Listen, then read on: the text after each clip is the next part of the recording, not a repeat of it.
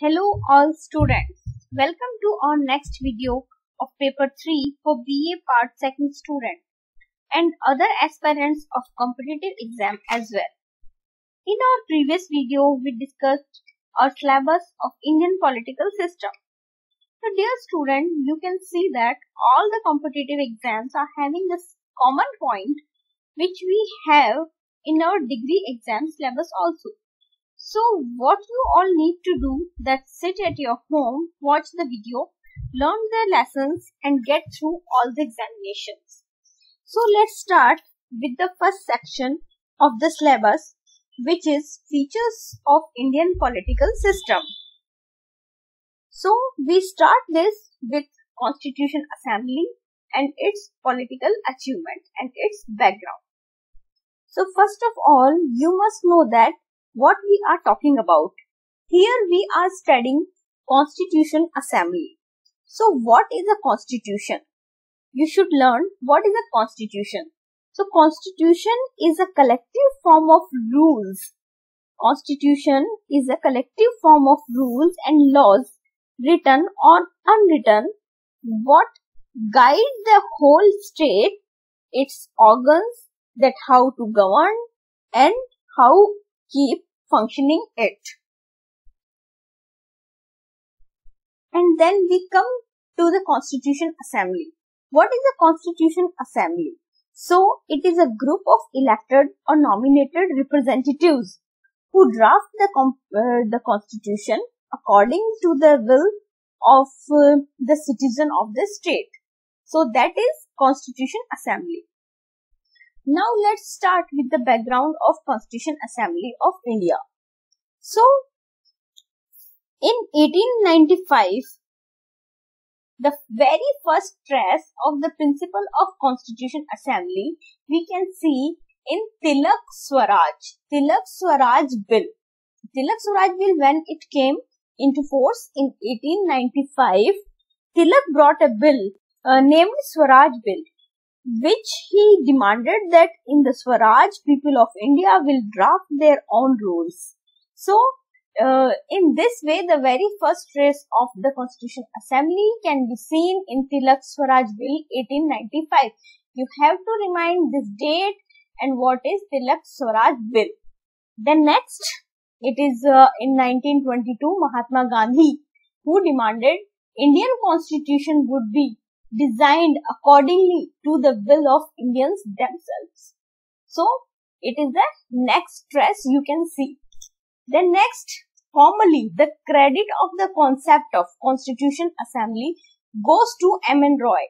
See, the name of M.N. Roy become very important for in the terms of Constitution Assembly when we study this, because M.N. Roy, ideally, if you talk that if you are asked that who brought the idea of Constitution Assembly, so the name which you will say, that is M.N. Roy. That you have to keep in your mind that M.N. Roy ideally brought the concept of Constitution Assembly. Then India. In India, Jawaharlal Nehru brought this on actual ground. So till 1936, it became more famous in Indian politics when in Lucknow Congress Conference in 1936, the resolution of Constitution Assembly was passed. This was a landmark in the history of Constitution Assembly, which is Lucknow Congress Conference in 1936. So the resolution was passed and the demand was repeated in 1937, then 1938 and finally in 1939 conference also. So these are some more presents. Though till 1914 British government resisted this demand, but after Second World War they started accepted in 1942. What they did, they sent Sir Stafford Cripps. They sent Cripps mission, a member of cabinet. Who was Sir Stafford Cripps?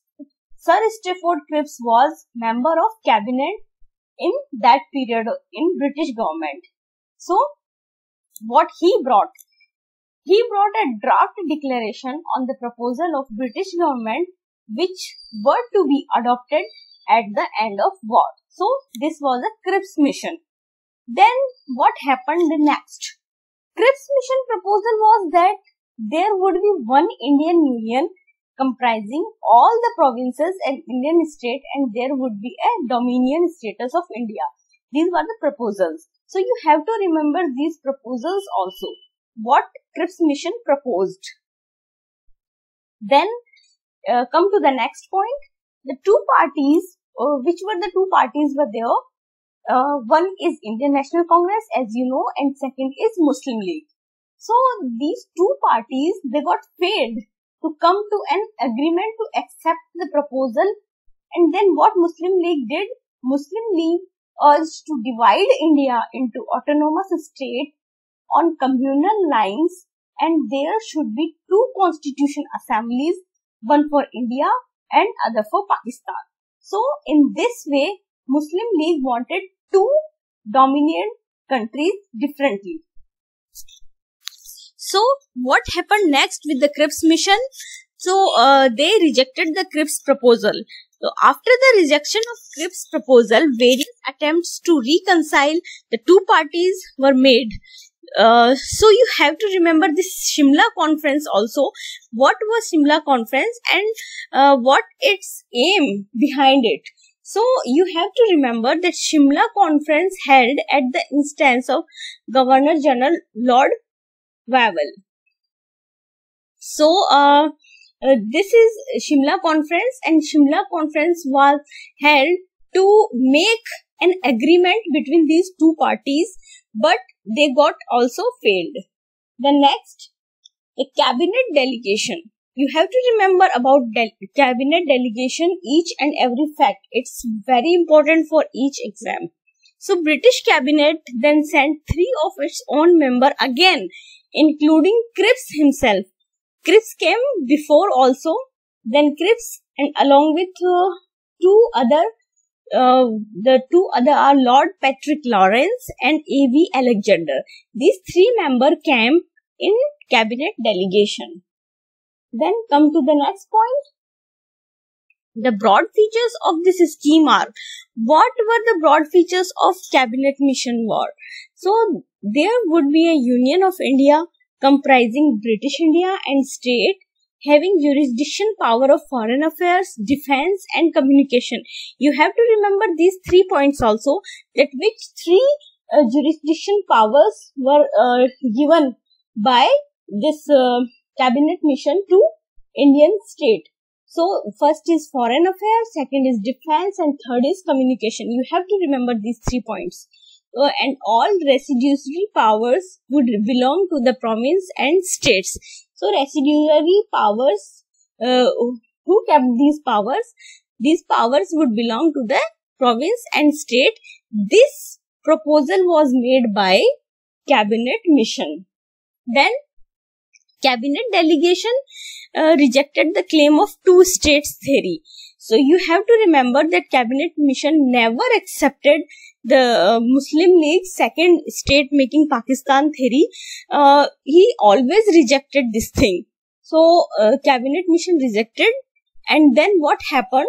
The separate constitution assembly for 2 different dominion states were also rejected by cabinet delegation. So you have to remember these facts also. So the scheme laid by the cabinet mission was recommendatory and projected that it would be adopted by the agreement between the 2 major parties. Otherwise, this scheme would also be failed as it was considered.